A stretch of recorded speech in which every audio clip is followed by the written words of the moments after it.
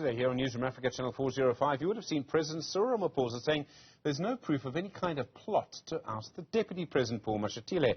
Mashatile told the City Press newspaper over the weekend there was a plot to remove him from office, and those plotting against him wanted to do it by August. Mashatile has also been the focus of a report indicating he had close relationships with Edwin Sodi and other business people who benefit from the state. Dr Fikile Vilakazi is a political analyst at the University of KwaZulu-Natal.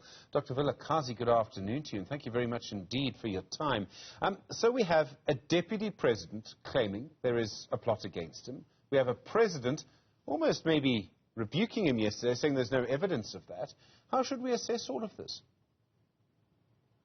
Good afternoon, Stephen, and to viewers at home. It's not a surprising thing, you know, if you think about the politics of relationships that we have been talking about within the African National Congress.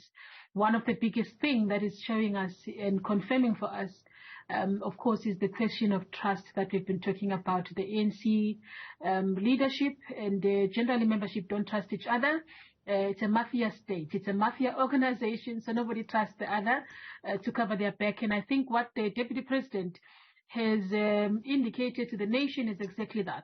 He's feeling like he's not in good hands within the African National Congress. He doesn't trust his own comrades leading towards 2024. And I don't think it's something that is surprising, Stephen, and I think we should take it as it comes. You know, the Deputy President Paul Mashatile is correct to say that he doesn't trust anyone. I think somebody wants to oust him. The politics of the African National Congress, Stephen, as much as the President says that he's the one that appoints and he should be the one that dismisses at the same time, we do know that in terms of the underlying issues, the reality is not as such. What determines who really gets into power within the African National Congress and who doesn't, it's really the politics of the stomach.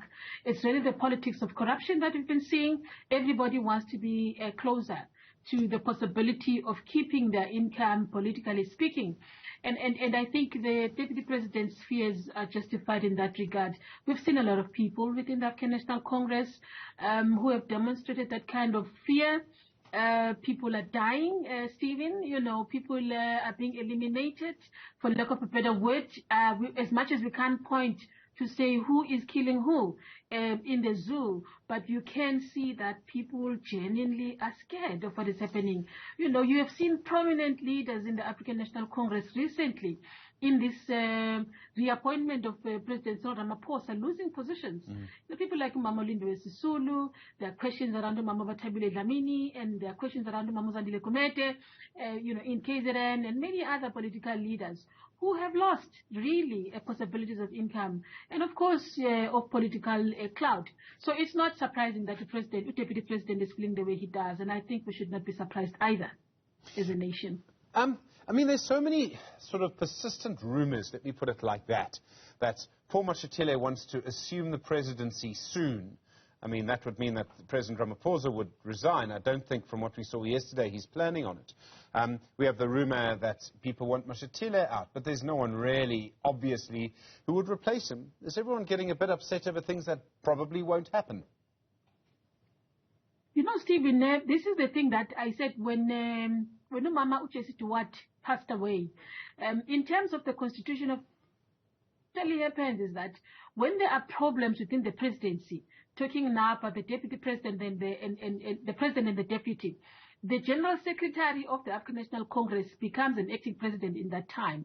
And that is something that we shouldn't take for granted, because what it means is that if you occupy the position of the General Secretary, like the Deputy President used to in the ANC when he was the Deputy Secretary and the Treasurer, you actually stand a chance in line to be in the presidency of the African National Congress. Now we see Fikile Mbalula rising. One of the things that I've mentioned when we had this issue of Phala that was happening and the question of David Mabuza, who is now gone, that Paul Mashatile was inevitably the next in line, Stephen, and viewers at home. And it has happened. He is now the Deputy President of the ANC. If he did not become the Deputy President of the ANC, the hope was that perhaps the Phala issue will find President Cyril Ramaphosa guilty, and he would probably have risen through that path Fikile Mbalula is now coming into the Secretary General position. It's not a mistake. You know, everybody knows that if you're in that position, you are probably next in line in succession of leading in terms of being the presidency of the ANC. So what we are seeing happening here is just a political game that is being played towards, future leadership of the ANC. And I think there is still hope in the body of the Deputy President now, Paul Mashatile, that perhaps Phala will work to his favor. Of course, Phala is doing its own dance, with the public protector not finding the president guilty and so on. But there are still questions hanging around Phala. And should those questions perhaps play according to the cards of Deputy President Paul Mashatile, he's likely to be the president. And no one wants that. At least not in the faction of the current president incumbent, President Cyril Ramaphosa, and the faction that is looking at a different ANC from the one that was led by the former President Jacob Zuma. So there is a whole of that. We can't ignore that politic of the personalities, the politics of power, and the politics of the stomach.